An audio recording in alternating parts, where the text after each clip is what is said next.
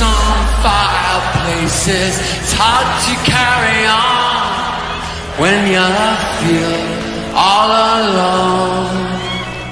Now I've swung back down again. It's worse than it was before. If I hadn't seen such riches, I could live with being poor. I'll sit down, I'll sit down, I'll sit down. Sit down next to me. Sit down, down, down, down, down. In sympathy.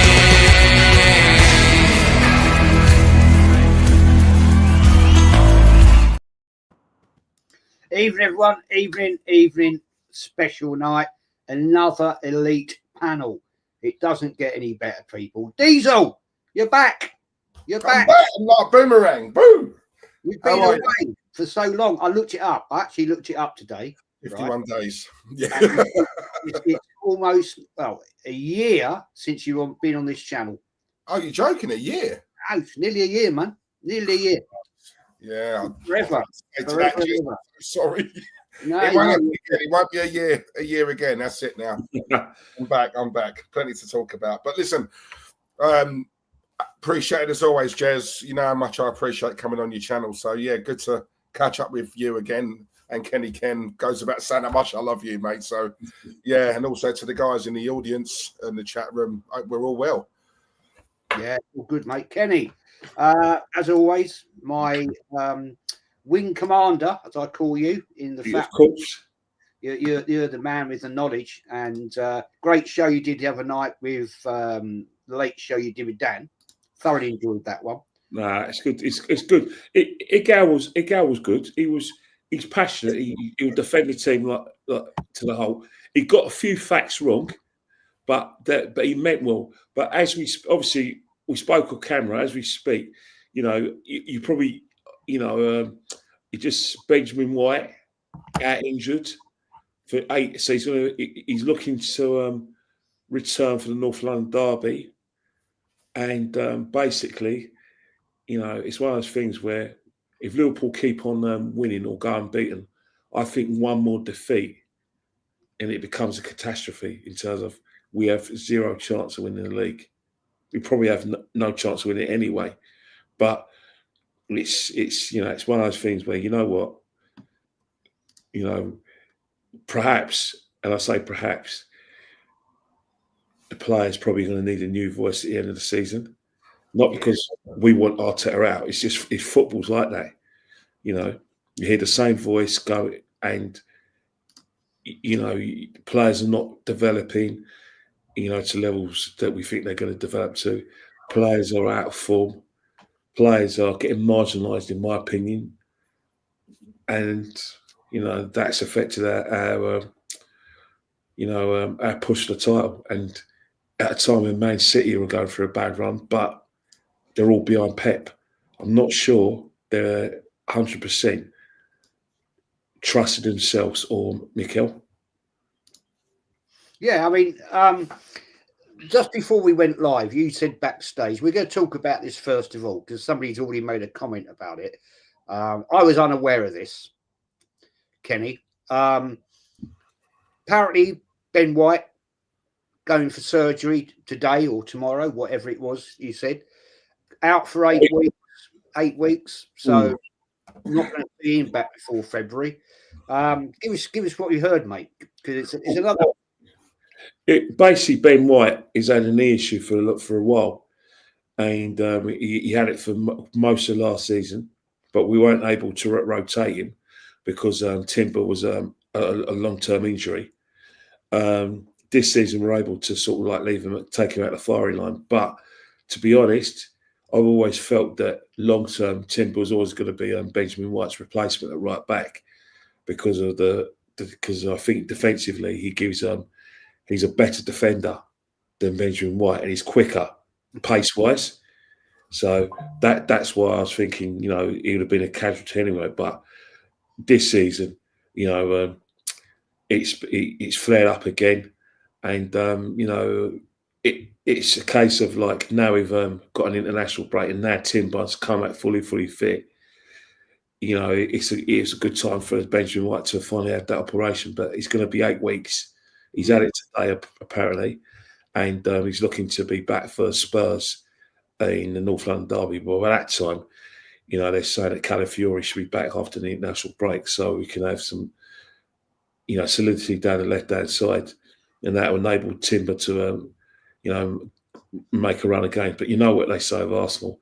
What Arteta tends to do is rush players back pretty quickly. So I don't know about you, but they're saying he's opening his back for the North London derby. Knowing our record of getting players back, you know, he'll come back, but he won't be. It could be he could have another reaction. Yeah, I mean, we've seen this before, mate. You know, players, because of the situation we're in, right? We rush players back, they get injured again, and then they're out again. And it's just, I don't think he'll be there for the North London derby. I don't know what knee operation he's having, unless you do. But you know, an operation on your knee is not, you know, when you have like, I had cartilages done when it was keyhole, and you were out for maybe, I don't know, a month. But if you're going to be out for 8 weeks, that's a bit more than a cartilage. That is something else. So I don't know, but we'll find out more as we go on. But I went exploring. I went deep into the jungles. I went around the world. I found Diesel, and there he was. And he's back. Diesel, mate. Pleasure to have you back, as always. It's been too long. And on your channel the other night is where I really found you. But hey, never mind. I'm not picking it up here. Mate, give us your opinion on this now. Ben White out. We're not going to. I don't think we'll see him much before February now. No, it's. Yeah, I agree with Kenny to an extent. I think we're obviously Timber. I think now you hear this about Ben White, you kind of think, oh, so that's why we got Timber in, you know. But do you know what it is with me, Jez? I sort of alluded to it the other night. I just don't get what the mentality is at Arsenal. You know, it's they always try to let's just make do. You know, that's the best way I can sort of say it. It's not a case of let's go, you know, let's go great guns and really try and it's let's just make do. You know, he's injured. Well, he can kind of play there. He's not, you know, he's not a specialist, but we can get away with him being there. It's all about, can we get away with it? It's all about, well, you know, there's no long-term planning. It's very much, you know, oh God, who's that? That was you then, Jez. Bloody hell. It's a piss take of me. I know who it is. I know who it is. He's a legend. He's fucking brilliant. But, you know, but it's you know, listen, last season we were so lucky with regards to injuries. If we're being honest, we were so lucky, right? But we all said, look, this won't go on. This is a freak of a season in terms of, because in Arsenal over the years, injuries have always been a killer for us. All of a sudden, we go through a season where, if we're being honest, all our players were okay. Now, come this season, it's come back on us. Does Arteta rush players back? Yes. Why does he do it? Because the squad is short. Every time I look at our bench, I'll see 2 or 3 players on there I've never heard of. Yeah. And I keep on making the point. £800 million. I'll never get away from this. Jez, and people can say it's not all about money. It is.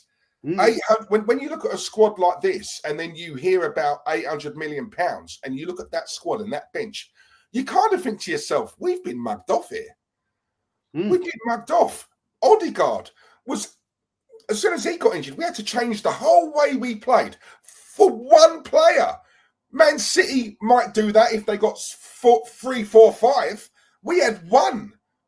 And then we had to change everything, you know, like he's the Messiah. And then as soon as he comes back, Arsenal are back. No, it doesn't work like that. Too many of these players are off form, right? Too many of these players are getting injured.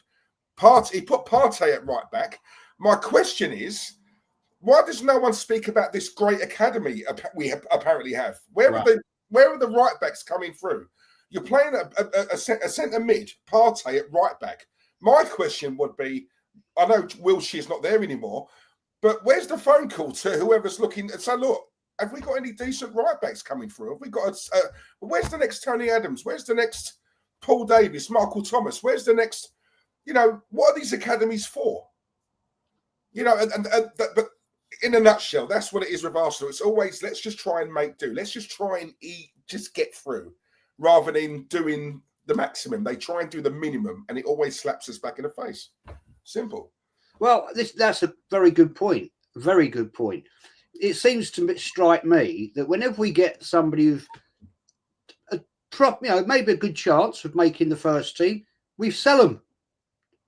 We sell them off because we've got them in for basically nothing, and then we try and make a few quid out of them. And I don't, Kenny. This is I find very frustrating at Arsenal. And you came up with a very good point. A very good point. At the weekend when you were at the game with Dan Potts, and you were saying during the warm up, right? You said it on Lee's show the other day, and I think you all said it on your fan cam. Watch Rice warming up. Watch him. He's not kicking that ball full on. Yeah, another injury. Yeah, trust me, I actually had an argument with Lewis, who was part of the group, and me and Dan. I said, Dan, watch him, because normally when you see him in the Emirates, when he's fully at it, he's having pot shots. He's not passing to anyone. No, he for about a good 2 minutes, he wouldn't kick the ball. He kept on passing and setting up chances, and then finally, when he kicked the ball, he was kicking with his instep, and he did it a few times where he hit the back and everyone, oh, Kenny's foot's okay. I said, right, let's watch him in a tackle then. Let's see when he gets tackled when Lavia and Casado went in on him. What happened? Lavia and Casado went in on him. He was basically half pace throughout the game. When he actually went to take his corners, his set pieces, didn't even leave the ground. They were average. The guy is to say he was 50% fit is a joke. He was less than that. He was struggling. The first half, Odegaard struggled. Let me just say that. Odegaard weren't fit in that first half. He got overrun. And what he needed for us to do was take control of midfield. But because Chelsea were in control of that midfield, he wasn't able to do things. Like, for instance, he was getting knocked off the ball. In terms of like when Chelsea were on the attack, he couldn't press because he didn't trust his leg. In the second half, when we got a bit of control in the midfield, that's when Odegaard was going to get into attacking areas. But he wasn't even part of the first press. Their goal, normally Odegaard is sprinting towards that rather than Kai Havertz. Kai Havertz was just standing there. He just Fernandes got the ball, had so much time. Odegaard couldn't get to him, either his fitness or he was that quick. Fernandes gets the ball, runs into no man, into space, passes it to Neto, Havertz. Martinelli can't get it quick enough, and the defenders had to come out. That's all down to having unfit players.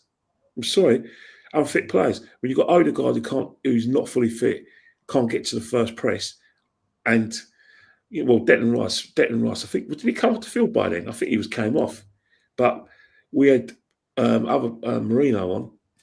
Say no more about him. There's a lot of doubts in my mind about Marino, and I have the doubts as well.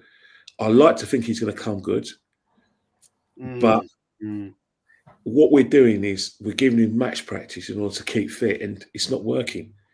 He's not working. It's like he's just played our game for the first time. Yet he was at Newcastle. Didn't do much there, but surely he would know about the pace of the game. I think what it is with Marino is that when he's in Spain, he's the biggest man there. Yeah. Comes to England, there's everyone in the team is about his size, and the opposition are about his size. And I think he can't cope with the physical side of this game. But how many times have we seen that in the past? We've seen it play too many times, mate. Too many times. Anyway, let's talk. Let's briefly talk about the game at the weekend, Chelsea away. You're there, Kenny. Right. I'm going to go with Diesel first. I want to get your breakdown of it because I just thought we got away with that. The first half, Odegaard, I didn't even hardly see him in that first half. Basically, he seemed to be like, as Kenny sort of alluded to, not fit. Didn't really want to get too much involved. Too much. Havertz, well, where was he? You know, a player that I've given credit to, and I did last season. I did say there's a player there somewhere, and yeah, and after Christmas he started slotting the goals, but he's dropped off a cliff. Martinelli, what's happened to him? You know, I mean, Saka, not the player he once was. Same move each week, every week. Pass it out to the right, give it to Saka. Then he gets shut down by 2 or 3 players. He tries his jiggery pokery, yeah, to get around people, get the cross in. And yeah, sometimes it works. He scores maybe 1 in 10 chances. He scores a great goal. But it's not enough, Diesel. It's not enough, man. No, it's not. The problem with Arsenal at the minute is there are too many players who are just on a loss of form. You know, there's too many of them, and it just astounds me, Jez, that they've all sort of dropped form at more or less the same time. Saka, there was a couple of times in that game where he actually managed to get past Kukurea, who, in my opinion, done a great job on Saka, by the way. But anyway, there was a couple of times Saka got past him, gets the cross in, and there was no one in the box. No one in the box. And, you know, and you could even see the frustration on Saka's face, as if to say, I've just done all of that, managed to get a cross in. If there was someone in the box, it would obviously, you know, could have knocked it in. There was no one there. Havertz, for me, I've never rated him. He's of all the Arsenal players I've seen in my lifetime, I don't hate any player as much as I hate him. There is something about Havertz. I just want to slap him, Jez. I don't like him. I don't like him. I really don't like him. I'm sorry. I'm trying, but I'm from that sort of era like you two are, where, you know, I judge a performance over 90 minutes, not just a tap in, because players nowadays get away with that. They stat pad. Martinelli, I've said for a long time on my channel, as much as I like Martinelli, the best way I can describe him, for me, he's a one-trick pony. He's a one-trick pony. He's been found out. It's as simple as that. He's got nothing else to his game. He's been found out, you know, and I don't think he can elevate anymore. He's very similar to me, like a Marcus Rashford. If there is anything else there, they need to leave. They need to find it somewhere else. It's not going to happen here. However, any other top club, he'd have been dropped by now. But no, out he comes week in, week out. A lot of that is probably because we don't have the squad. You know, Trossard, for me, I love Trossard. But when he starts games, he's not effective. He's better coming off the bench. I think we can all see that now. Odegaard, I will give him cut him a little bit of slack. It was his first game back, and if I'm honest with you, he's nowhere near 100% fit. He looked to me like when people were going in on him, he moved out. He was so, you know, he didn't want to sort of go hammer and tongs. The problem is what Kenny said earlier on. Now, Kenny saw that about, you know, Declan Rice, and I'm just thinking, well, hang on a minute. If Kenny saw that, what's the chances Enzo Maresca saw that? What's the chances Enzo's team saw that? What's the chances the back room, someone would have said to Enzo, listen, look at Declan. He ain't something on, there's something off. Right, Caicedo, Lavia, in the first 5 minutes, lay one on him. Because we all know that shithousery goes on. Lay one on him. We can see he's not 100%. We can see he's not. He's one of Arsenal's main players in this team. Lay one on him. Test him out. Get in his face. You know, and obviously we saw him limp off. Saka, again, us three. How many times have we said he needs a rest? He needs a rest. In the summer, that's a sackable offence on its own. No cover for him. Yeah, no one seems to be talking about Raheem Sterling. This was Arteta's guy. Yeah, we're struggling. He's not even starting. I'm not about the Chelsea game, but in general, he's not starting. I'm hearing rumours that he's not at the level in training. Apparently, he's shocked Mikel by just how poor he's been in training. So, again, you have to question, what was that about? Mikel Merino, for me, not good enough. I'll give him time because I'm fair like that. You know, he's just come over here. But he just looks slow to me. He looks slow. And I just think it took us 6 weeks to get this guy, 6 or 7 weeks to get him. If this was a Kylian Mbappe, yeah, I get it. A deal like that would be very complicated to do. A guy like this, and it took us 7 weeks. Like, I'm sorry. What we're doing, Jez, we're just buying, it just seems to me we're buying bodies. He's a body. He's nothing, there's nothing brilliant. It's not like, oh, he's going to elevate the midfield. He's just a body. That's it. You know, last season we beat Chelsea 5-0. There was levels between us and them. This season it was tight. And that just tells me just how low we've dropped from last season. We dropped off a cliff. There's a good comment here before I come to Kenny. Dusty says, I think, Jez, the frontline wingers have no central figure to pick out. All comes back to no striker. Yep, who knew? Well, we all knew. We all knew here. Hello. Yeah. We've been found out, no plan B. Kenny, look, we've talked about this for ever and a day now. Yeah. And this brings on to a point I was going to talk about in a bit, but let's talk about it now. Right, let's talk about it. No striker. You were at that game. You were there. You saw it firsthand. You saw everything that's going on that park. We only see what we see on TV. Right? You know, you're scanning, you're looking what everybody's doing, and you can see whether that player's in the game or he's not, or he's playing the ball as he should be, and he's in the right position at the right time. No striker, Kenny. No striker, and it's costing us now, man. Well, yeah, you think about a game where you weren't particularly great. You know, Chelsea, we're a better team than Chelsea, but it didn't show that on the pitch, where you had clear-cut gilt-edged chances twice. Saka puts that cross in, no one reacts. No one of the strikers that instant reacts. And then when that cross goes in, was it Saliba, wasn't it? Yeah. Saliba puts that cross in. No one, two people, wrong guys, can't even put that into the net. And it just shows you that the strikers always, it's going to be Mikel Arteta's Achilles heel. It's going to kill him. And the stuff you said, Diesel, was just spot on. We've been saying it every week on the show that everyone thinks that because we've overcome our most difficult games, and I say that to use that term loosely, they think, oh, right, everything's going to be easy now because we don't have to play Villa, we don't have to play Spurs, we don't have to play Man City, we don't have to play Liverpool. Yeah, we've only got Man United. They're in the term people like using, the mud. But our problem this season has always been the teams in the alleged bottom half. They're the teams that have run us close. There are teams where, you know, Ray has been man of the match virtually against Wolves on side. We needed him against Leicester. We needed him against Southampton, bottom side. Got beaten by Bournemouth. Got smashed.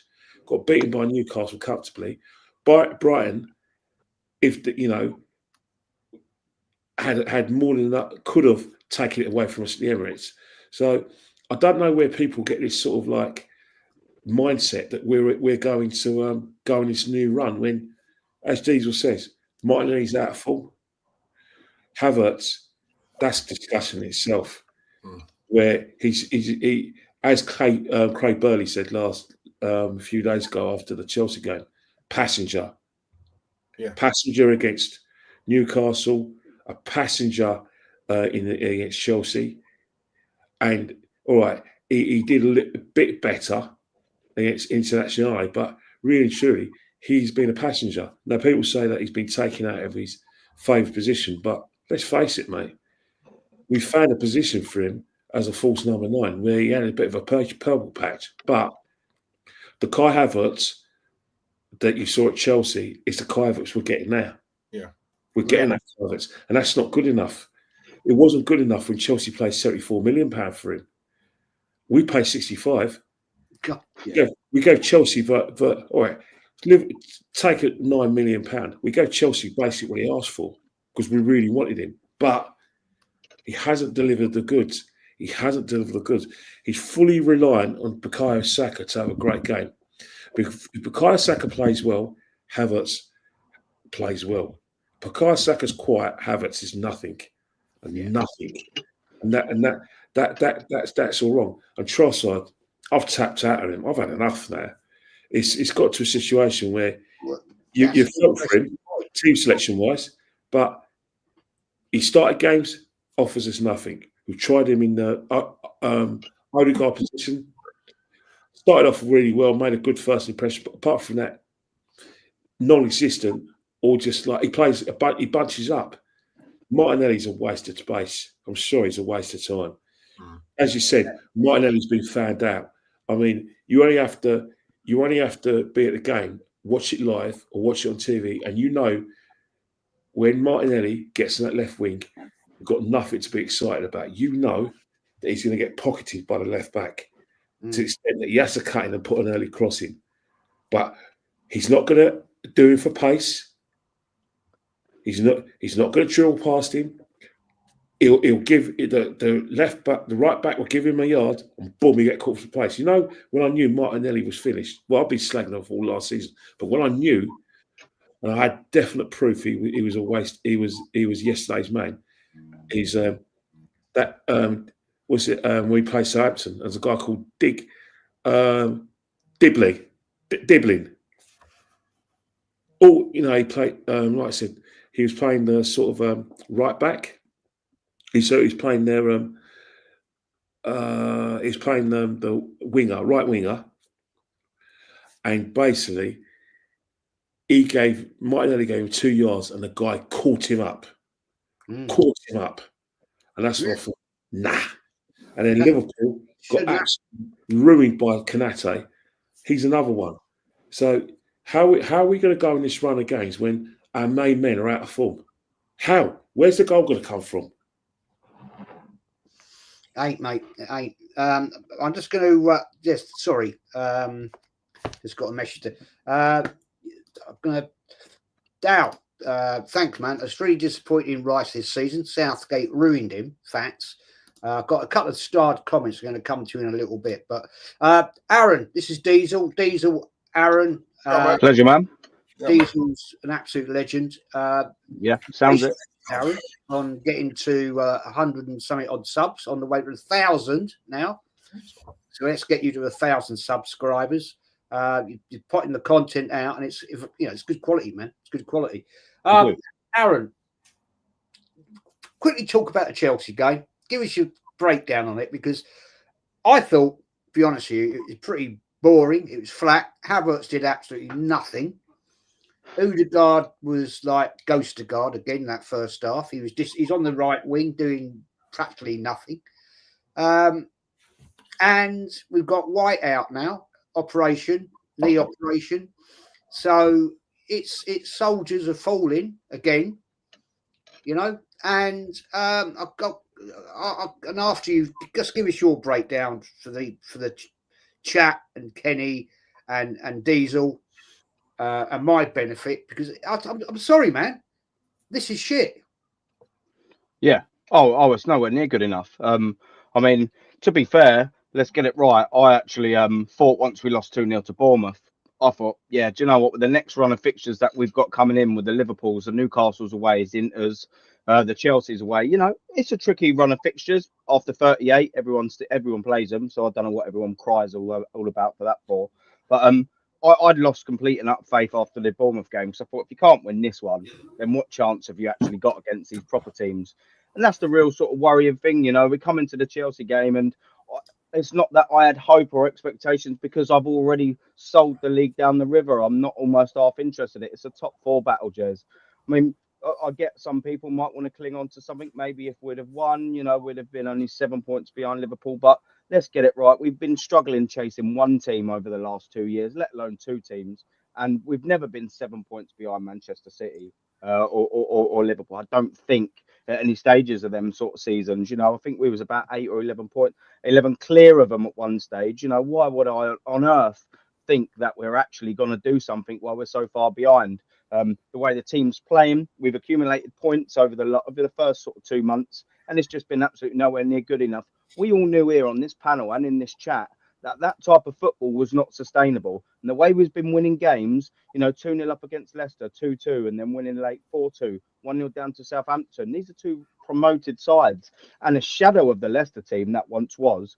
And it's a Southampton team, you know, that are absolutely, they've gone up and Salah straight back down. Gravity is going to send you straight back down to the Championship. We're struggling against them.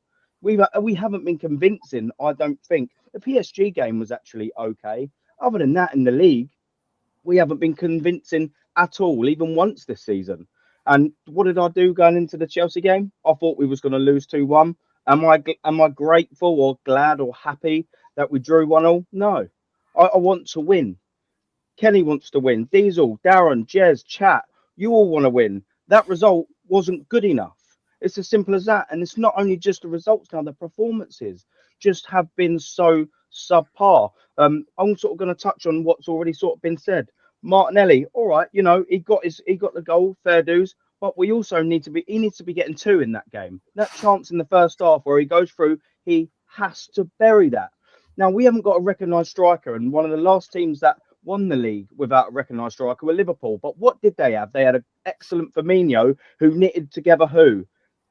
Salah and Mane, 2 absolute world-class goal-scoring machines on the wings. Now, Saka, he's not going to be as good as Salah, and he isn't as good as Salah. He puts numbers in, fair dues to the geezer, but he's still not as good as Salah. He hasn't got that cutting edge, that killer edge. He's not going to get you 25 goals a season like Salah can, and still sort of does with his age. And Martinelli, I mean, he is nowhere near Mane. Absolutely nowhere near Mane. So how do you expect us to start scoring goals and winning these types of matches when you've got Havertz, who is just his honeymoon period well and truly over? It's absolutely well and truly gone. Like, was it Kelly that said? We're now seeing the actual Kai Havertz, the Chelsea one, the one whose bubbles now totally burst, and we're seeing that lazy, useless, rubbish finisher. I won't swear. We've got the real Kai Havertz, and one disappointing thing about that, Jez, is we've got this real Kai Havertz on 275k a week for another 2.5-3 years, mate. This is the worrying thing, mate. How are we going to improve on this? We've literally going to have to wait until the summer until getting him, because no one here can really tell me that we're actually going to go and do the business in the summer, in the winter window. We're not going to do anything, and it's frustrating that 1-1 against this Chelsea team. We were spanking the living daylights out of them. I come back from a stag do, Jez. I crawled to the stadium and we absolutely beat the living daylights out of them 5-0. What's happened there? Only a few months ago, Jez. Only a few months ago, boys. We were absolutely laughing our asses off at this Chelsea team. They almost look on scratch with us now. They're almost on par, mate. How has that happened? Now, football, we know, changes very quickly, boys. It does. But Jesus Christ, I didn't think it was going to change that quick. Chelsea have been slowly rising, and we have just completely fell off of a cliff. Absolutely, well and truly fell off a cliff, mate. That is the point. Big up, Darren. Thanks for joining, man. Yeah, sorry I'm late, Jez. Sorry, man. A bit of a balmy day, but not a problem. That's love. Let's move this on, because I think we've all identified that we are in the shit. Let's be honest. There's no point in trying to hide it. And I know there's a lot of tubers out there that are making excuses, and it's all well, it'll all come good. We're going to sort it out in January. We've got an easier situation of games next year. We haven't got to play so many away games. Let's be honest, our home record, it ain't that great, right? Are we? I'm going to ask you this one. I'm going to go round here, and I've got a couple of starred comments, which I think are really important comments, which I'm going to ask all of you guys here, right? Darren, you've been calling it, same as you, Kenny, for ages, right? Same as Diesel has, Aaron has, all the damn chat has as well. Are we going to buy that striker in January, mate? no, I can't see us buying a striker in January, because Arteta has just got this false phenomenon with false nine, and that's how he plays. I don't see.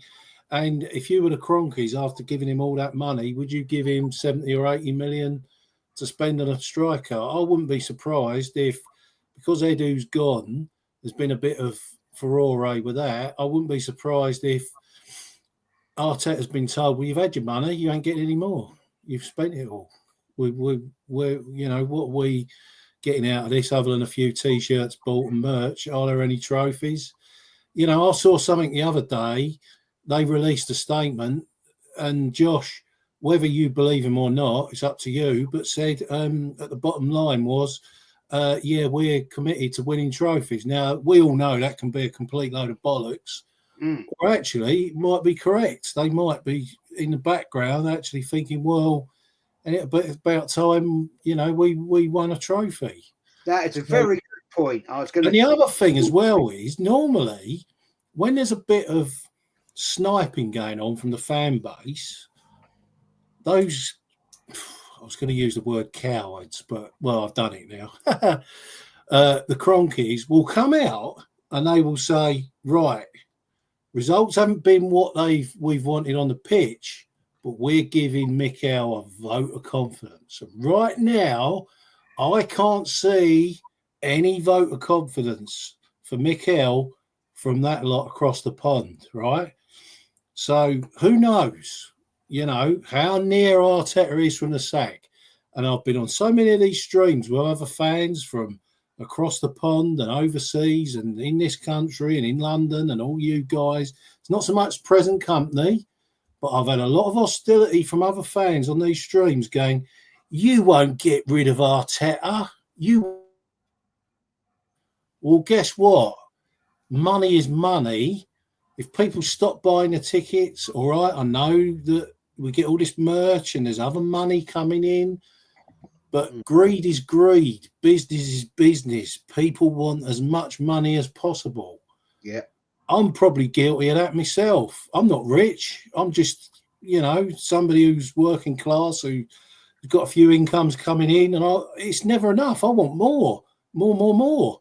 And that is the nature of a business person, to want more. You go and win a league trophy, next season you want to go and do the Champions League and an FA Cup to go with it.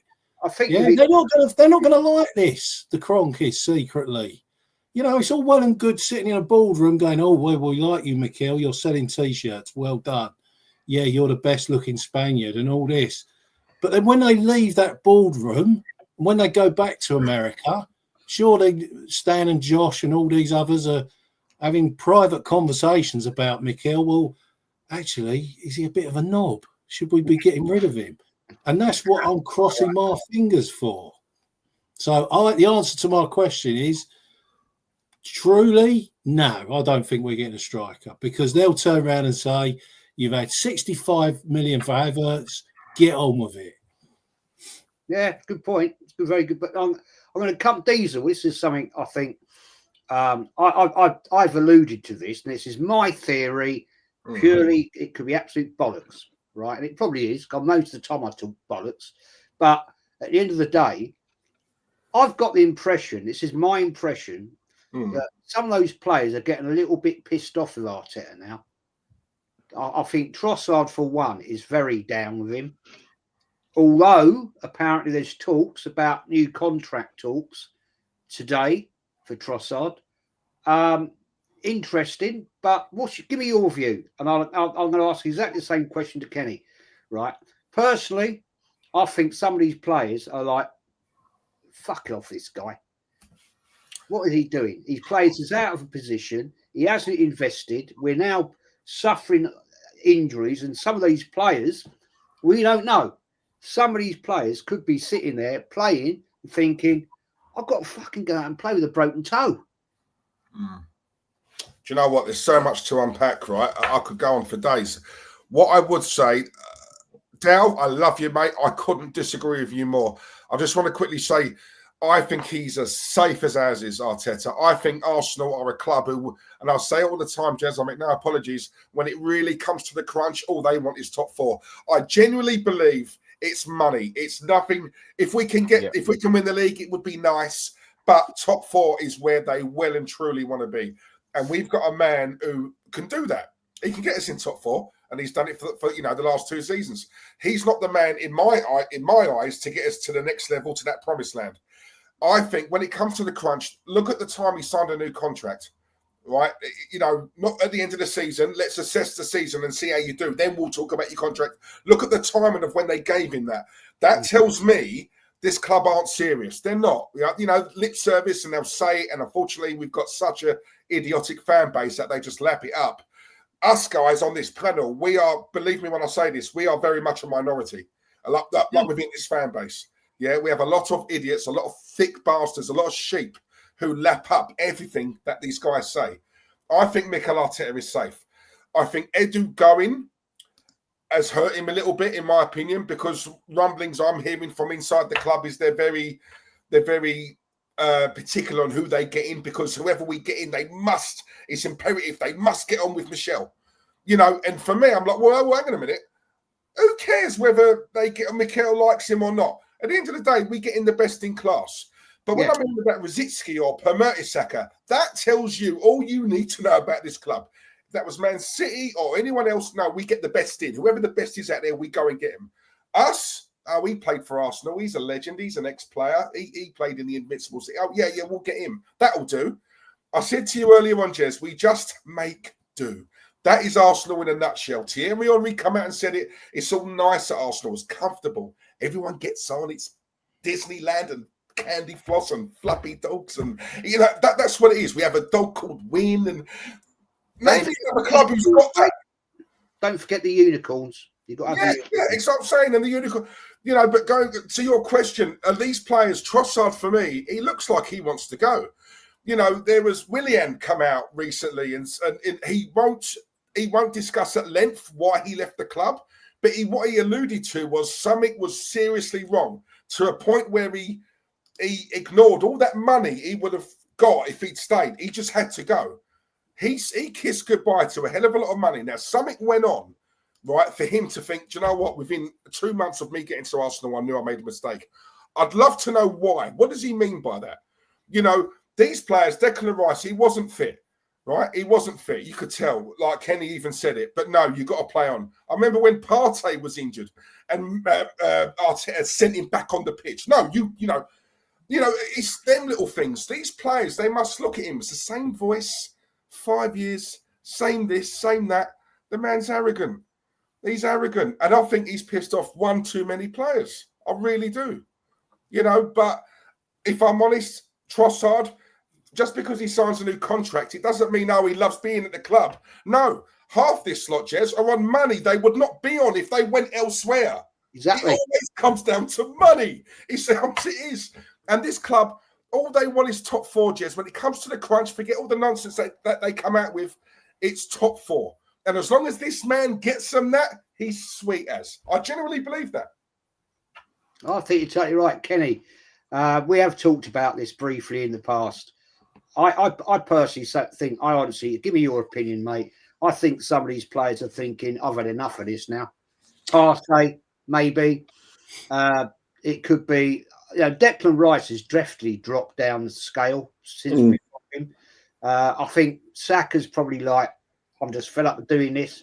Martinelli, maybe, you know, I know there's a lot of people who are losing patience with Martinelli. So, yeah, it could be, he's like, it ain't working. You know, this philosophy is not working. Well, yeah, you think about it. Mikel Arteta, I said on Dan's show, the minute we didn't win the title in 22-23, that was it. That was when he changed the style of play. He still thinks, I let these players off the leash. Or yes, they were playing really good football, brilliant football, entertaining football, but because we were conceding goals, we weren't keeping clean sheets, and eventually we dropped all those points against, Liverpool. And I say dropping points at Anfield. A point at Anfield is a great point if you're 2-0 down and you get to 2-2. But when you're 2-0 up and get a 2-2, it's a points drop. West Ham, and then 3-1 down against soon-to-be relegated Southampton, and then getting smashed by City, smashed by Brighton. That's when I think, you know what, we sort of kind of the defensive football we were seeing last season, and we're trying to see this season. But if you're Jesus, and you felt you were the main man in 22-23, and then when you come back from injury, you see Kai Havertz in front of you, and then when Kai Havertz isn't fit or rested, instead of you playing that number 9 position, Trossard's playing. Which means you're third. You're third in the pecking order, guys. Too. I'm sorry, I ain't playing for this manager. No way. He's not giving me a run of games to get back to my best. He's changed the style of play, and it's to my detriment. No, I'm not having it. You're not going to want to play for the guy. Martinelli, since we've been in with Modric, have to say, can't be happy. He cannot be happy with what he's got. Sterling will think, hang on here. Martinelli's not pulling up trees. Schosser's not pulling up trees, but I can't get a game. So that's a management issue that he won't be able to deal with, and that's going to have a knock-on effect on the players. Partey, I think he's got Partey back because he's now realised that Partey isn't a bad number 6 after all. So that's not an issue, but it stems back from how he did it with Ramsdale. It was the right decision to get rid of Ramsdale, but how he done it, which I thought was sinister and snake-like, that's got to have a knock-on effect on the players. They're going to think, hang on here, because I don't like how it's done. And Aaron Ramsdale's a very popular player with the squad. So the man issue, that's definitely got to be there. There's no way those players I mentioned are happy with their lot, especially with their game time and how they're being handled. And Martinelli, again, he's lost his confidence because he's been restricted in what he wants to do. Now he's been asked to do things, and because of his loss of confidence, he's easy to play against. He'll score the odd goal here, no doubt about it. He'll get 6 or 7 goals, maybe 10. But his performances, that's got to be down to his man management. But in terms of will Arteta live at the end of the season? I think if Arteta finishes outside top 4, he'll get one more season to get it right. And if he doesn't get it right in the next season, he's out. Arteta is the team manager. He's not the head coach, which means whoever comes into the football club will have to get on with Mick Arteta. Don't judge Edu too harshly. Always remember one thing: Mick Arteta is an accomplice, and he is the alpha and omega. Those signings would have been Mikel signings. Edu would have gone out and got those signings in. So when you see £65 million Havertz, that's all Mikel. When you see the players he got from Man City, Jesus and Zinchenko, that's Mikel. Didn't have anything to do it. And Sterling, don't think for 1 minute that Mikel didn't rubber stamp this. Why get Sterling then if he doesn't play him? Because he's probably an ex-Man City player that Arteta felt, I used to like him when I was at Man City. 5 years ago. Yeah, David Moyes has even admitted that he signed a player, seen him in training, thought, oh God, I made a mistake here. It happens in football. I'll go back 40 years. Gary Megson left Sheffield Wednesday, went to Nottingham Forest, but he never started a game in Nottingham Forest. He got sent. They got rid of him. Got rid of him because he wasn't a player. John Sheridan was bought from Leeds to Nottingham Forest, didn't get a game because Brian Clough thought he made a mistake that John Sheridan couldn't run. Ends up with Sheffield Wednesday. It happens in every football club, and Mick Arteta has done that with Sterling, and he's good as done that with Zinchenko. As soon as Zinchenko couldn't play the inverted left back, that was it. He's no good. He's not even used to him. Evening, Pete. Nice to see you. Shame you didn't turn up at the Blackstock.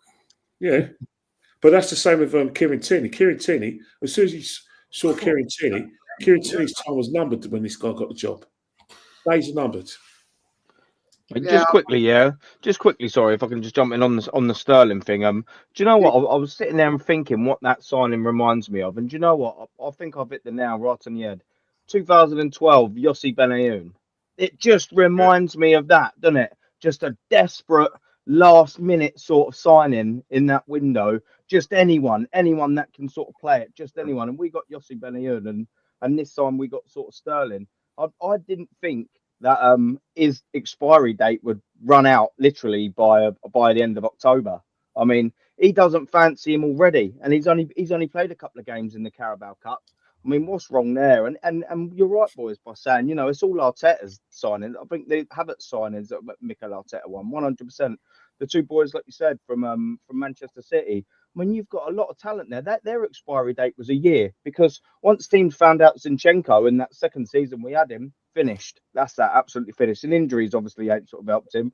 And the same with Jesus. Once he come out, I mean, when you signed the number 9 and you got the number 9 on the back of your shirt, you're taking home nearly 300 bags a week and you're coming out and saying, do you know what? Yeah, I'm pretty shit at scoring, aren't I? like what he come out and said. I mean, you've got problems there, haven't you? I thought Mikel signed him for the mentality, but he's coming out and saying he can't score for love nor money, and you've signed him as a striker and put him in the 9. I mean, it's backwards for me, things like that. I can't really sort of get it. And bearing in mind as well, this is another little point. Raheem Sterling was there to give Saka a little bit of cover, which, by the way, he's going to be burnt out very soon. It wouldn't surprise me at all in 2 or 3 years' time if Bukayo Saka was absolutely finished, because we overplay him too much. I think just before I come on, Diesel was almost sort of alluding to sort of like that of overplaying these players, because we ain't got the bench. And do you know what? It wouldn't surprise me if he follows it like in Jack Wilshere's sort of boots. And I don't mean, by the way, dominating Xavi, Iniesta and Busquets with Barcelona kind of way. I mean, in a couple of years' time, he'll probably be finished. And it's such a shame, do you know what I mean? That, you know, we've got, say, on our bench is filled with out of form players, finished players, you know, players who aren't good enough, and poor Ethan Nwaneri, you know. This is all Mikel Arteta and Edu, sorry. You know, you've got to give him a little bit of blame, but you know, this is a lot of Mikel Arteta, and he's still here. And you wonder why people like us are like, do you know what? I'm kind of finished with this guy. Why? Because having all of that money, you know, the vast majority of £1 billion, and we've all slated Chelsea for this, people. We've spent a vast majority of 800, you know, £1 billion, 800 million, the same as Arsene Wenger and Unai Emery spent in their tenure. That spans over 25 years, by the way. He's blown it in 5. It's sort of worrying. Why do I not trust Mikel Arteta going forward? Look at the history of it. It's not good enough. Look at that bench. It stinks. Look at the football. It's full circle. We're playing worse now than when he took over 5 years ago, minus the 800 million. The bench is actually even stronger. I've looked at it. The bench was actually stronger 5 years ago. It stinks now. The only bright spark we've got on there is Ethan Nwaneri, and he don't even play him. It's madness. Absolutely madness. There's a couple of comments I want to actually, I've starred, but I think they're very relevant. But Pete, unfortunately, fella, I've just blocked you, and you made the comment, which I didn't show, saying that you can't block me. I've hacked the channel. Well, unlucky, son. I just blocked you. So that didn't work very well, did it? But yeah, I just want to start this. A couple of good comments here, man. There's several questions. Diesel, are you trying to say our scouts are not scouting properly, which must mean the medical staff can't be doing their job right to pass the medical, and Sterling isn't up to the levels needed? Yeah, do you know what? I genuinely believe Arteta is a lot more powerful at this club than what we think. I do. I really do. I think it's the second coming of Arsene Wenger. I think you boys are right. I think he picks the players. I personally believe that there must be staff at that club who are telling him something, and Mikel's just taking it on his head. He's probably listening to the advice, but at the end of the day, he's still going to do what he wants anyway. So whether that's going against the medical team, I would have hoped they would have said to him, "Look, Declan Rice against that Chelsea, you know." Is there no way you could not play him and put someone else in there? And I can imagine Arteta saying, "No, tough, we need him." You know, that's what I could just imagine it. I could just imagine that. You know, he just comes across as arrogant to me, like he does what he wants. You know, and that's what I think Edu going has hurt him, because I think Edu was like it was a shield for Arteta with the hierarchy. I really do. So yeah, I think it's going to be interesting to see who comes in. But yeah, I just think, look, you know, I've always said this, you know, Arsenal are a top club. I always say Arsenal are a big club. The problem is we don't move like one.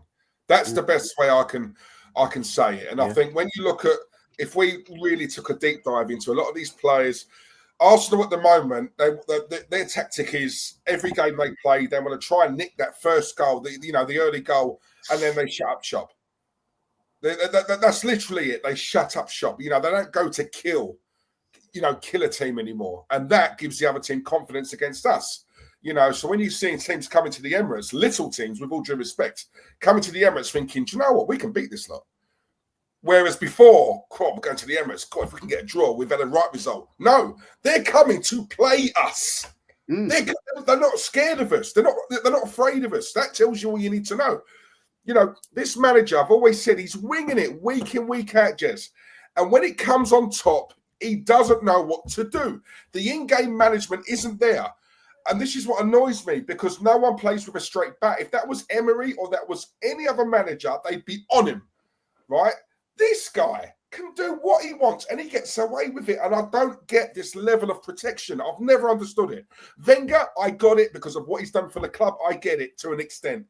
This man's done nothing. He's won nothing. He spent 800 million. He's been here 5 years. He's done nothing. And yet we talk about him like he's this magician who has resurrected Arsenal. In what sense? Exactly. And it's funny, a lot of these Arsenal fans are now slowly coming around to our way of thinking. Whereas my thing is, stay in your lane. Stay over there. Don't come join us now because it's too late. We saw this. We predicted this from time ago. Now people want to try and jump on the bandwagon. Sorry, not for me. He's got to go. Fact. I mean, that's.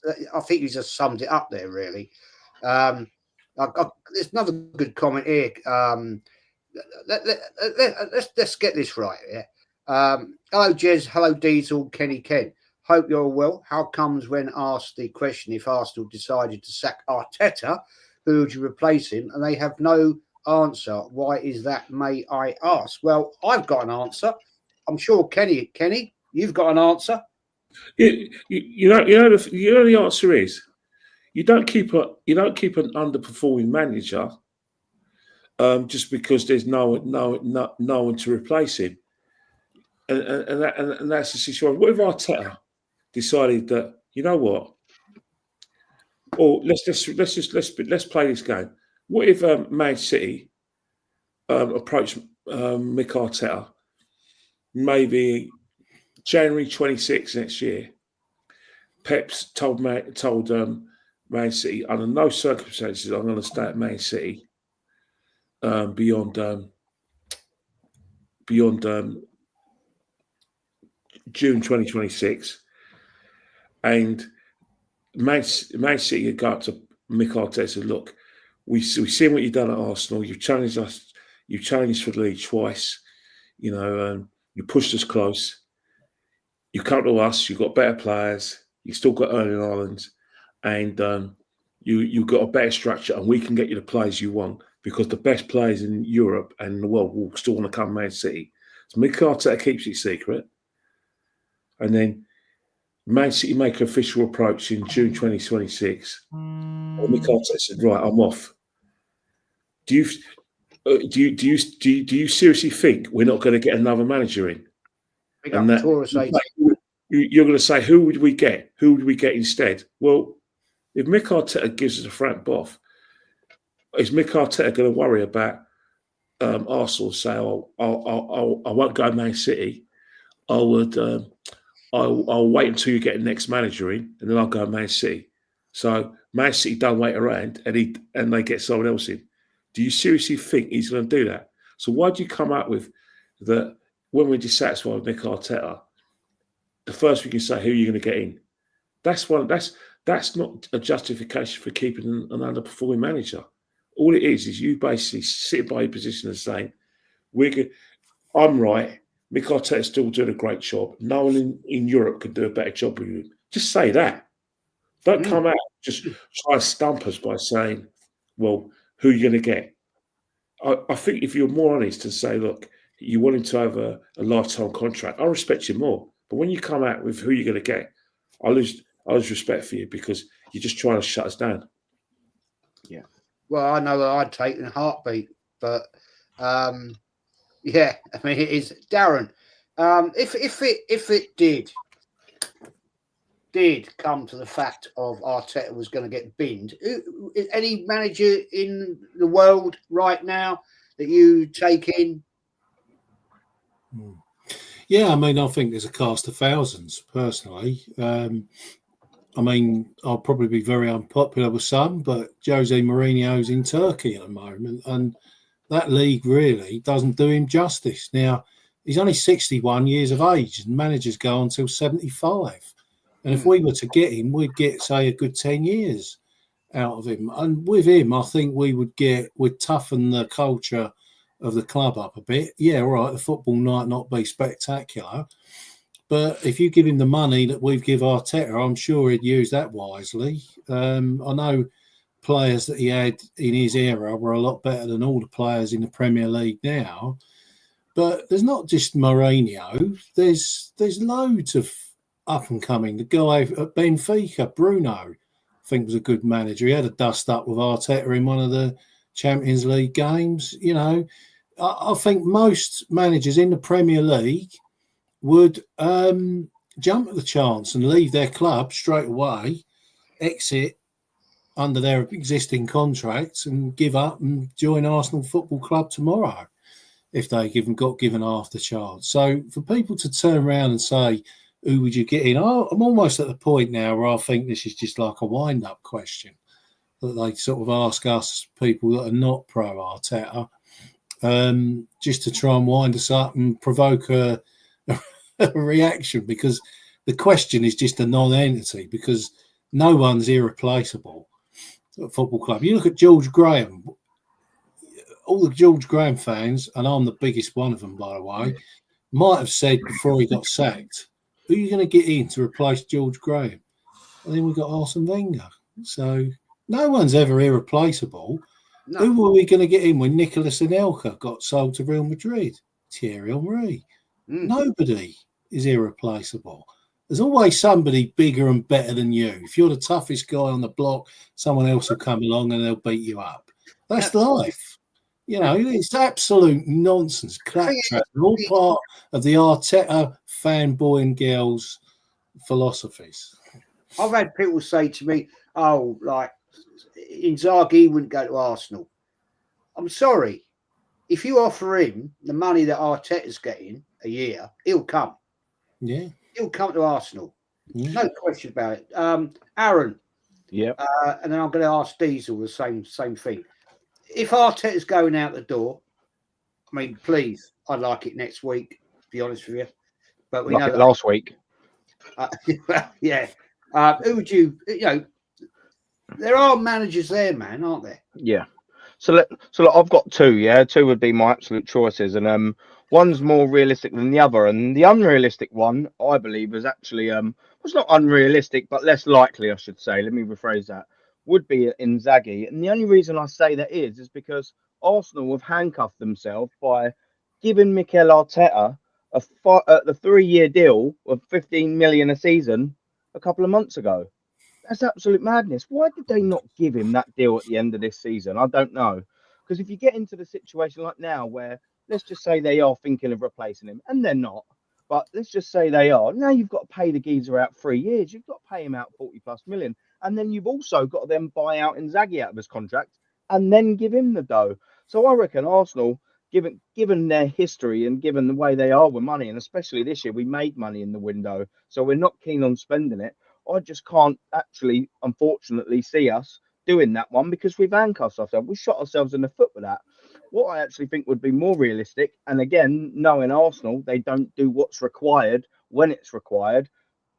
Carlo Ancelotti not having the best time at Real Madrid. Real Madrid actually demand success at every single hurdle at that club because they're mentality and serial winners.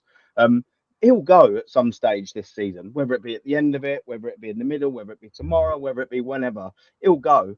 And Arsenal should be snapping. They should be already on the phone to Ancelotti. If our managers or our board or whoever's in charge of that negotiation was looking at Carlo Ancelotti and going, "Cool, it don't look really good over there. He'll probably go." They should already be on the phone to him now and go, "Listen, Carlo, if anything happens and you get done, we'll have you."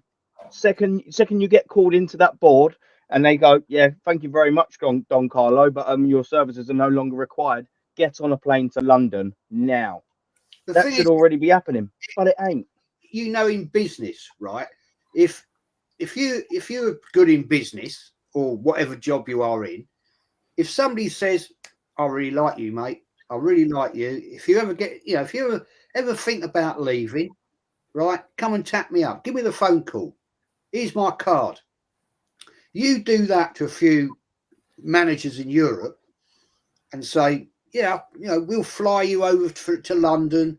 Yeah, give it, you know how it works, right? They give it all the big one. Yeah, put you up in the best hotel, take you out for the finest meals, drink the finest wines, and say, this is the lifestyle you could be having." Yeah. People are going to think, "Yeah, fuck me, I want a bit of this." right? You could have a nice house up in Hampstead, you know, and it's all that and all the big stuff. Yeah, or have a place in Chelsea, yeah, and all that sort of situation. Diesel, mate, you know how it works. You can turn people's heads quite easily by thinking, "Fucking hell, Arsenal are looking at me. Arsenal are looking at me as a manager." And we've done it with players, and we've done it with managers. We did it with Arsene Wenger. He came from Grand Passat, yeah, in the J League, and he came here, and I don't know about you, but me personally, I was going, "Who the fuck is he?" Yeah. Give me your view. If Arteta was to get the bin, right? Let's say end of November. Before we wrap this show up tonight, I just want to talk about a couple of other little things. Who would you go for, man? Well, firstly, Jez, like this is the problem that annoys me with a lot of Arsenal fans. You know, that question of why would he come to Arsenal? Now, anyone who says that, for me, is not an Arsenal fan. And if you are an Arsenal fan, you must be very young, with all due respect, because, you know, we all say it. We keep saying Arsenal are the third biggest club in this country. Arsenal are massive worldwide. Arsenal have got a lovely stadium. Arsenal have got all the facilities. Arsenal are based in London. That alone is a pull. That alone, right? That's a pull. Yeah. We are big. Anyone who goes on a pre-season to wherever in the world Arsenal go, Arsenal pack it out. Irrespective of which country it is or whatever, what time, morning game, night game, whatever, evening, afternoon, they pack it out. Arsenal are a massive, massive club. So when people tell me, "Oh, why would he want to come? Why would he?" What do you mean? This is Arsenal.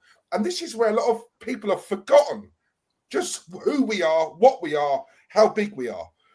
Right? If Arteta goes, I've got a choice of three. Carlo Ancelotti for me, yeah. People are, why would Carlo? Well, hang a minute, didn't he go Everton? We're bigger than Everton. Can tell you that for nothing, right? Carlo, I like Inzaghi. I'll take him in a heartbeat. My dream, if I'm honest, has always been Diego Simeone. And the reason for that, people, what I love about now, the way Arsenal are playing now, is whenever I mention Simeone, the first thing I get is, "Oh, yeah, but he plays boring football." Well, what do you call this? You know, what would there be a difference? We need a man to come in, Jez, come in, and no nonsense. I agree with Dale. I love Mourinho. I'm one of the biggest fans of Mourinho. I do. He walks on water, right? And he's proven that he's a winner. I like winners. I go on CVs, Jez. I'm that kind of. I love winners, right? People who've been there, done it, won it, tasted it, smelt it, drank it. I love people like that. These are the three for me: Carlo, Inzaghi, or Simeone. Someone who's going to come in, take no nonsense, and really rough these players up, because this lack of confidence nonsense I'm hearing, and these guys are multi-millionaires. Every Friday in their bank account, 200 grand. You're low on confidence, move out of my way. I don't want to hear that nonsense. I'm sorry. I'm one of them. Yeah, I'm sorry. But yeah, give me those three. I posted on Insta recently. I did 10. I got annoyed and I did 10 top managers that I would consider. I put their photograph up and I put the list of everything they've won. Mourinho's was like 2 pages. Everyone else's was a page. And that speaks for itself. Yeah. The only danger with Mourinho would be concerned. You know, like when Wenger, we used to have a lot of needle with him. I'd be a little bit privately concerned he wouldn't come in and sort of do our legs, you know. If he was given a chance, right, he could do something. But because of the history with Wenger, these fans will never, the minute he does something wrong, they'll on him. It will never work. Never work. You know what? It's much worse. You know. If we want to get these big names in, we need to get rid of our whole the Arsenal mindset. Classy. Arsenal are the Bank of England club, the classy way we do things. You know, that way of doing things will never win the dominating English football with the ball with this mindset. And we'll never get the best players or the best managers. We'll win a title occasionally. We might even occasionally get to a final of a European Cup. It may not even be the Champions League. But in terms of domination, unless we get an Arab, a Russian or a Chinese businessman who basically rips the heart of the Arsenal mindset, then we won't dominate. Because, the sort of bosses we're going to get, they're not going to commit to Arsenal for 10 years. They're going to want to be here for 2 or 3 years tops. And you've got respect for that. So to make the use of them, you've got to give them as much money as you need and get them as the best players for them doing the magic. If you want to do what Arsenal and the Cronkies, the Arsenal psyche is trust the process, we won't get the manager we need. The whole thing we need to do is get rid of Ken Fryer, get rid of Lord Peckham, get rid of the Cronkies, get someone else in, get their own men in, and get people similar to what they had at Chelsea and similar to what they had at Man City. The minute we get those people, I promise you, and get rid of FFP, we'll dominate because we're the third biggest club in the country. We're in London, the heart of London, where all you've got to do is get on a Victoria line and you're in the West End. Yeah. Or get on a Piccadilly line. You're going to Piccadilly line, the Victoria line. You're at Buckingham Palace. Piccadilly Victoria line. You're in the West End. And if you want to, go to the city, you only have to get King's Cross to get to like the Northern Line. We're in the part of everything, Arsenal. Why not? Go down the Piccadilly line, go to Green Park, you're there. Yeah, that's it. But you could do that on the Victoria line as well. So all I'm saying is that we've got the right club, the right location, the wrong people in charge. Because those managers we want, with the exception of Simeone, are the sort of managers that stay at a club 2 or 3 years and they're gone. Conte, 2 or 3 years. Ancelotti, most 3 or 4 years. Arsenal don't want that. They want long-term managers. The only managers that never lasted long-term, Unai Emery, Bruce Rioch, managers that they never wanted in the first place. All the other managers they got in, all long-term. And we're going back to Terry. We're going back 47 years to when Terry Neal was first appointed in 76. Yeah, I reckon, Ken, just to quickly add on that, I reckon if we was to sack Arteta tomorrow and get Carlo Ancelotti in on an 18-month contract, sort the 3 or 4s on an 18-month contract, we'd finish this season with at least the Carabao Cup, and I reckon it wouldn't surprise me if we won a league title next year with the players and the pool that he'd bring in, because we've got a good first 11. We have got good players. We're not terrible. We're just playing terrible. We're guided very, very, very badly. Just having him in there, I reckon, would wake up a lot of these players who are just laying dormant at the minute. It wouldn't surprise me if in 18 months' time we had multiple trophies, if we had Carlo Ancelotti now. But they won't do that. They're also not ruthless. Like you're saying, Ken, we've never have been a ruthless club. It's all nice. It's a family, guys. It's a family. Do you know what?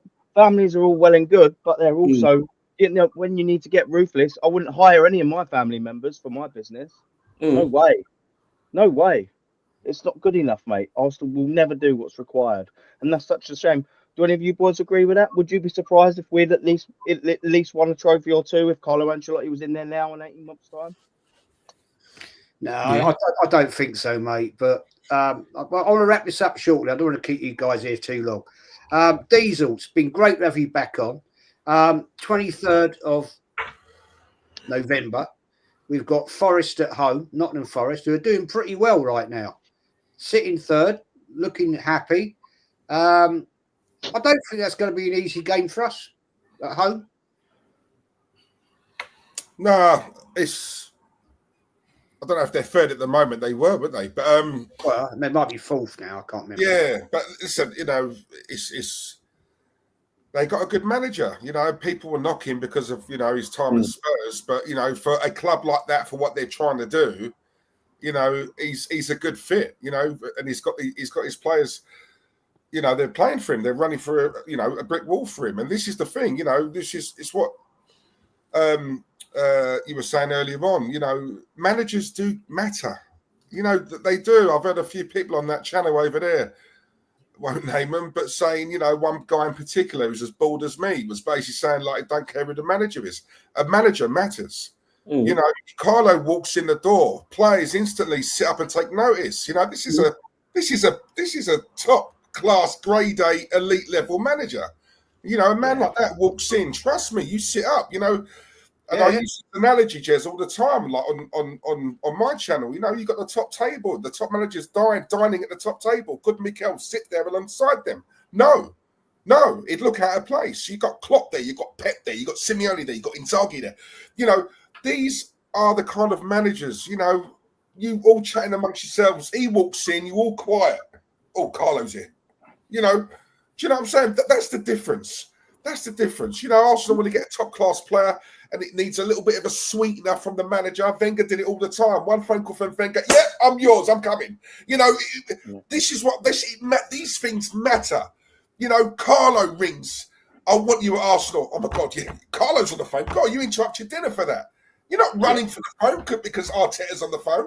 No, I call him back. Sure. Diesel. That's the difference. Yeah. Diesel. So I was just going to say, going to Forest, I think we'll win it just because what I think Arsenal are going to do, they're going to nick an early goal and then they're just going to sit back and just defend for their lives. And plus, we're at home. If it was away, I'd be going for a Forest win. But I do think Arsenal will win it just not because we're brilliant, but because we're going to score that first goal and then just shut up shop. So, yeah. Diesel, to just quickly add to what you were saying about the manager don't matter. Tell that to the '89 squad at Anfield when they had to go to Liverpool and win 2-0 and see if anyone else could have George Graham that win. Manager don't matter. Madness. Exactly. Yeah, exactly. Of course he matters. Tell that to that '89 lot. Exactly. That's why we're a minority here. Yeah. Darren, and I'll come Kenny last. Because Kenny, you'll be there. Darren, you going to the game? No, not going to this one. I think we're in big trouble. I switched on the TV. I watched Forest against Newcastle. And what jumped out at me immediately was the energy levels of both of them teams. They were going at each other full throttle, no passing sideways or backwards. They were looking forwards. Balls were getting put through and it was up and down all the time. I think they got energy, they got momentum more than us. And what I'm seeing in our squad at the minute is players going down by like flies. Ben White now has gone down. I'm seeing on social media. And this is what happens when you're listening to the same voice. If you're a kid at school and your teacher doesn't get you a pass for 2 terms running in your exams, when you come in September to do your third lot of exams, you're looking at the same voice and hearing the same voice. It's gone. And when we look at Arteta, when he started off at Arsenal, he's saying about, I'll pick my team from who trains the hardest. Now, when I heard that, when he come out of it, I just thought, well, everyone knows that certain players don't like to train, that you put them in the pitch on a Saturday afternoon and they'll go and score a hat-trick. Don't mean to say you leave them out. And as for his versatility philosophy, maybe you can do that with one player, but he's done it with a whole team. He's done it with a whole squad. And it's clear to me that these players now do not trust, and the big word here is trust. Yep. They don't trust Arteta because he hasn't trusted them in the first place. He hasn't left people in at centre forward. He hasn't left people in at left wing. He's chopped and changed and portrayed Trossard when Trossard was playing well. Trossard come in and he played well and he looked, to me, I'm going to use the phrase world class. And because I actually think world class is not you're in the best 11 in the world, but you would play for your country and you'll be winning trophies at club level. That to me is world class, right? So he's jiggled all these players around and none of them trust him anymore. Yeah. And when you've got a raging disease in your squad, it's like, you know, when they say, oh, this team can't put a team out this weekend because they've all got the flu. It's like a mental flu that this squad has got at the moment. And that's why I see Forest coming to the Emirates on Saturday and beating us by 2-1. True. Kenny, you'll be at the game. There's a question also for you. What do you think the result's going to be, mate? I think we start fast and we score early, we win the game. But the longer it goes, we're going to rely on a last minute or second half performance. That's how we are. But for us to win, Saka's got to play well. He's got to really play well and create something or score a goal himself. If he's quiet, we're going to struggle. You know, set pieces, or teams are beginning to work us out in set pieces. So it could be a long, long day. But we score early, I think we win. But it won't be comfortable. It's never comfortable when we play. So I'm going to go for like 2-1 Arsenal. Fair play. I tend to agree with you on that, actually. Kenny, Men's Creamer says, are you looking forward to the international games and any predictions? Just asking.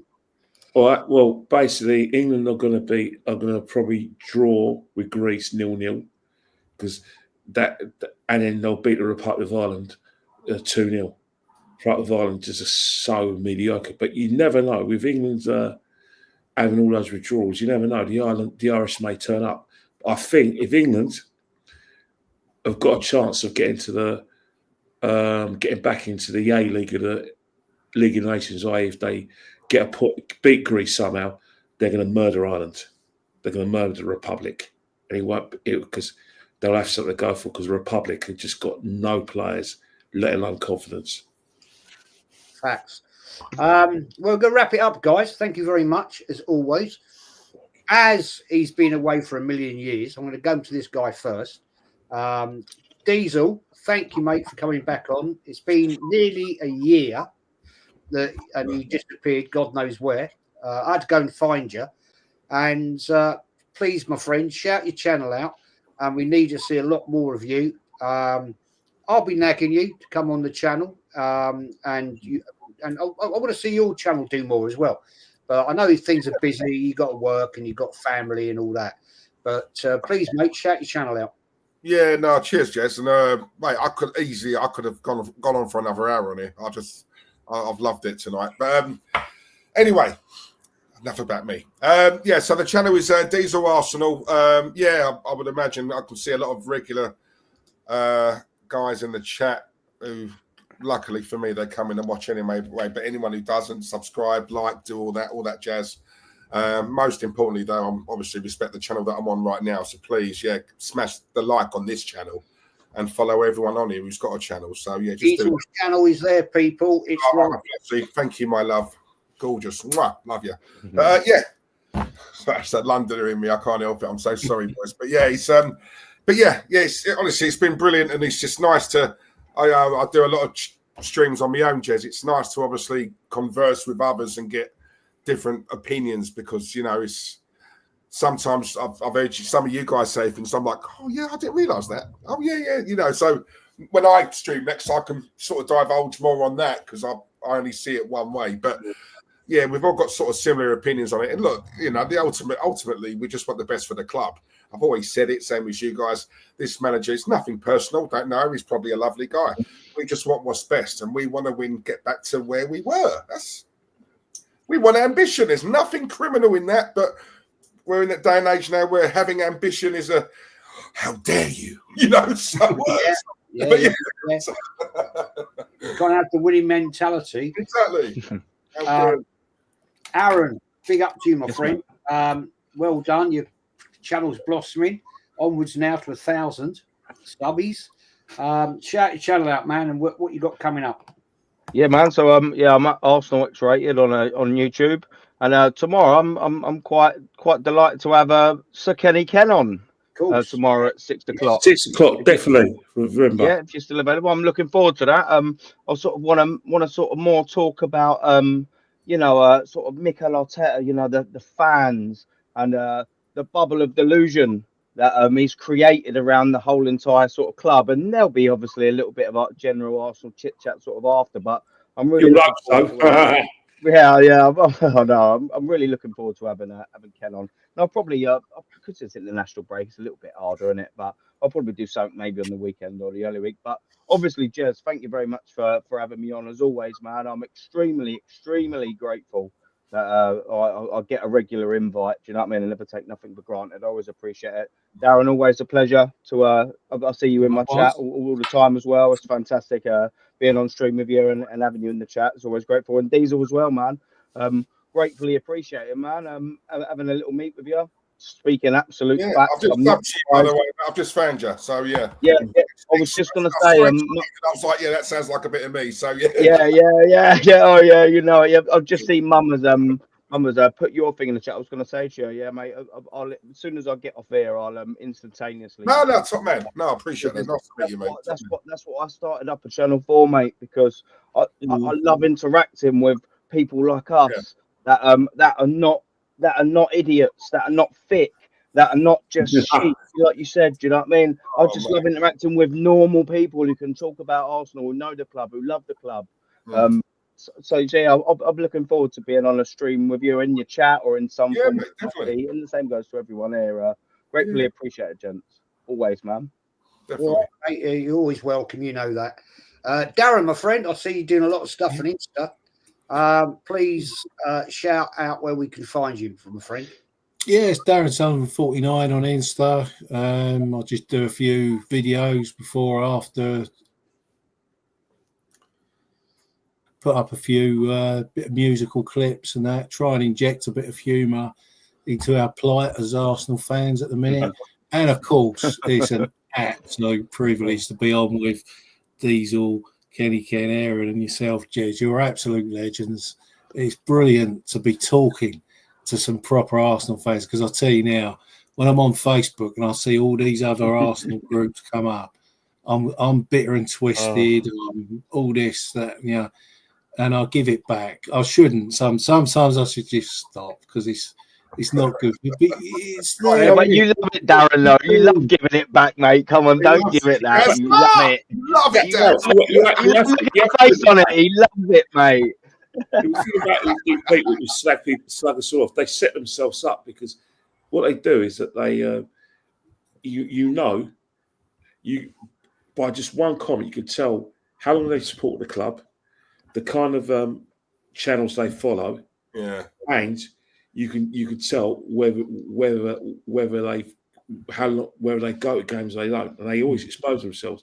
And the minute you fight back, you're the wrong. You're the one who's saying, "Oh, you're saying I can't support the club because I haven't supported it as long as you. You're saying I can't support the club because I don't go to games.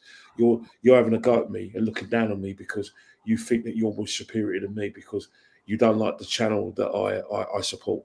All sorts of things they accuse you of.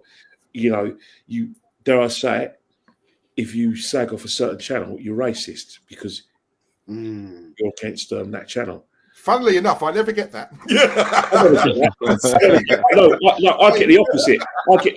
I actually got the opposite. Yeah, Ken, Diesel, you know what I got called because I slagged off that channel, don't you? You know, Diesel, what I got called. I do, mate. I do. Yeah. I'll just say, look, I'm both. I can say what I want to get away with it. Yeah.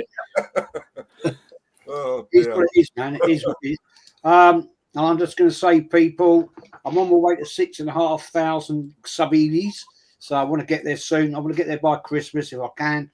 It's a big ask, but let's try and get there. Kenny, as always, legend.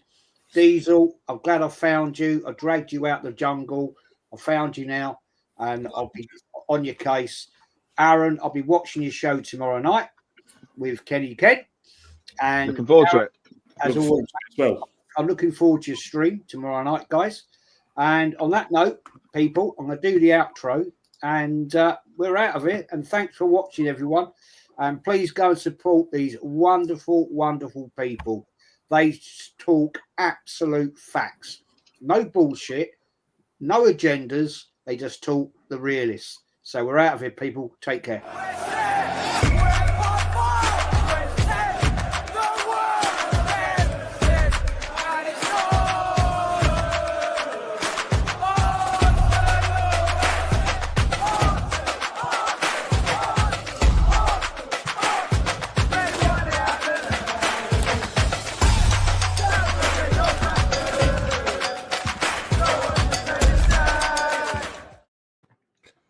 guys. I love you. Keep in touch, all of us. Yeah. Yeah, Take man. care, I Diesel. love you, Ken. Don't be a I'll catch stranger. you tomorrow. Sweet Diesel. boys. Always a Darren. pleasure. Catch you tomorrow, my friend. Diesel, I'll be contacting you, my friend. Yeah, Jez. Yeah. We'll do it. We'll do one of mine as well, mate. Yeah, Joe. What? Even if we do it every fortnight, me on you, you on mine. Yeah, Aaron yeah. as I well. love that. Love that. Love that. Yeah, let's get it going. Yeah. So Yeah, man. No, it's a pleasure meeting you, Diesel. Yeah, I'm always grateful to have the opportunity to talk to Arsenal fans who aren't absolute fucking cunts. mate. You know what I mean?